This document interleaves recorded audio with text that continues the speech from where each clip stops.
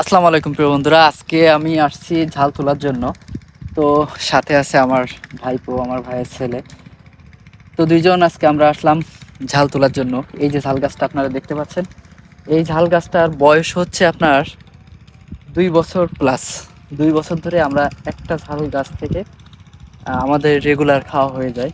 আমরা এবছর কিন্তু মোটেও ঝাল কিনিনি। তো দেখেন কি পরিমাণে ঝাল কিন্তু হয়েছে, প্রচুর পরিমাণে ঝাল এই একটা গাছ থেকে আমরা পাই রেগুলার।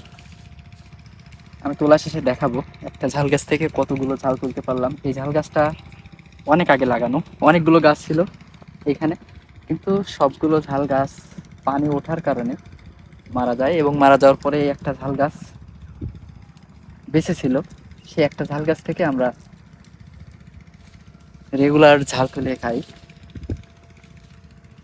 এই ঝালগুলো হচ্ছে আপনার দেশি ঝাল, ইন্ডিয়ান যে ঝাল যেগুলো বলে।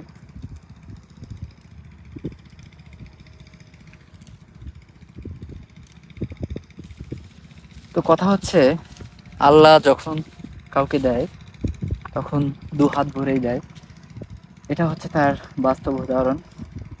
তো আমার ভাইটা মারা যাওয়ার পর থেকে আসলে আমার তেমন কোনো কিছু ভালো লাগে না, মন মানসিকতা কোনো সময় ভালো থাকে না। ওই হচ্ছে আমার ভাইয়ের ছেলে। তো ও আর আমি মাঝে মধ্যে ঝাল তুলতে আসি। তো আজকে ও আমার সাথে আসলো, দুজন ঝাল তুলবো। তারপর কলা, পাকা যে কলা, সবজি কলা, তো সেগুলোও কেটে রেখে আসছি মোটরসাইকেলের এখানে যাওয়ার সময় নিয়ে যাব। তো এখন আমরা ঝাল তুলবো, তারপর ওইগুলা নিয়ে তাই বাসায় যাব। এই দেখেন, একটা ঝাল গাছ থেকে আমি ঝাল তুলতেছি। আমার আশপাশে কিন্তু কোনো ঝাল গাছ নাই, আপনারা দেখেন আশপাশে কোনো ঝাল গাছ কিন্তু নাই, একটাই মাত্র গাছ। তো একটা গাছ থেকে আমি আজকে কতগুলো ঝাল তুলতে পারি সেটা আপনাদেরকে আমি দেখাবো। অনেক বড় একটা ঝাল গাছ।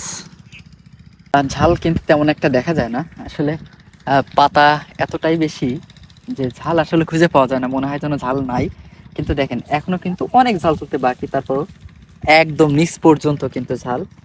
এই যে দেখেন, একদম নিচ পর্যন্ত তো আগামাথা কিন্তু ভর্তি আছে। এই দিকটাও দেখেন। তো আমরা সব জায়গা থেকে তুলতে আরো সময় লেগে যাবে। তো আমরা দুইজন তুলতেছি, ও এক সাইড দিয়ে তুলতেছে আর আমি আর এক সাইড দিয়ে তুলতেছি। তো সাজিদ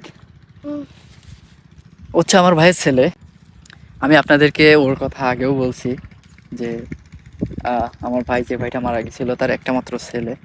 তো আমি ওরা ছেলের মতো দেখি, ছেলের মতোই মানুষ করি, চেষ্টা করি সবসময়। ছোট থাকতে, খুব ছোট থাকতে ওর আব্বু মারা গেছিল। সাজিদ, তো তুমি তোমার আব্বুরে মিস করো? হ্যাঁ, কত? মেলা। মেলা মিস করো? দোয়া করো আব্বুর জন্য। হুম, দোয়া করো। ও কিন্তু ওর আব্বুর জন্যই অনেক দোয়া করে। প্রতি সপ্তাহে শুক্রবারে সবার আগে ওই কবরস্থানের কাছে চলে যায়। তো দেখেন এখনো এগুলো ঝাল তুলতে পেরেছি, আরো অনেক তুলতে পারবো। তো আমরা শেষ পর্যন্ত যাই, তারপর দেখাবো। তো শুক্রবারে যে কথা বলছিলাম, শুক্রবারে সবার আগে ও কবরস্থানে চলে যায়, সেখানে যে ওর আব্বুর জন্য ও দোয়া করে।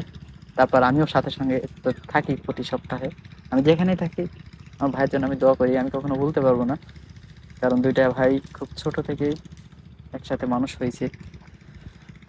আর ওর প্রতি আমার অনেক ভালোবাসা ছিল। এই যে ও ঝাল তুলে আমারে দিচ্ছে, এগুলো তুলিছে ও, আরো তো তুলিছে আগে দিছে। তো আজকে দেখা যাক কে কত বেশি ঝাল তুলতে পারে আমাদের দুইজনের মধ্যে। মানে একটা ঝাল গাছে যে এত ঝাল হতে পারে, আল্লাহর এটা অশেষ বড় নিয়ামত। যে আল্লাহ কি করতে পারে, আল্লাহ চাইলে সবকিছু করতে পারে। আমরা দুনিয়ায়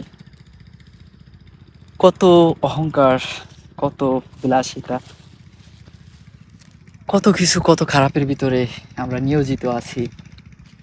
কিন্তু আল্লাহর নিয়ামতের কথা যদি চিন্তা করি, তাহলে মানুষের ভিতরে এই সমস্ত খারাপ কোনো চিন্তা ভাবনা কখনো ঢুকতে পারবে না। একটা কথা কি জানেন, যে মানুষের মন যত ফ্রেশ, তার কাছে দুনিয়াটা তত সহজ। আমরা কখনো সহজভাবে কোনো কিছুই চিন্তা করি না, আমরা সব কিছু একটু কঠিনভাবে চিন্তা করি। তো আমাদের আজকের মতো কিন্তু ঝাল তোলা শেষ। একটা গাছ থেকে আমরা আধা কেজির উপরে ঝাল তুলতে পারছি, যেটা আসলে ভাবা যায় না যে একটা গাছ থেকে আধা কেজির বেশি ঝাল তোলা সম্ভব। এটা আমি তুলেই বিশ্বাস করলাম। এর আগে আমি একসাথে এত ঝাল কখনো তুলিনি। এই গাছটা থেকে এবার প্রথম 2 বছর প্লাস একটা বয়স যে গাছের, সেখান থেকে আধা কেজির উপরে ঝাল তুলছি। এটা দিয়ে কিন্তু আমাদের রেগুলার হয়ে যায়। তো সবাই ভালো থাকবেন।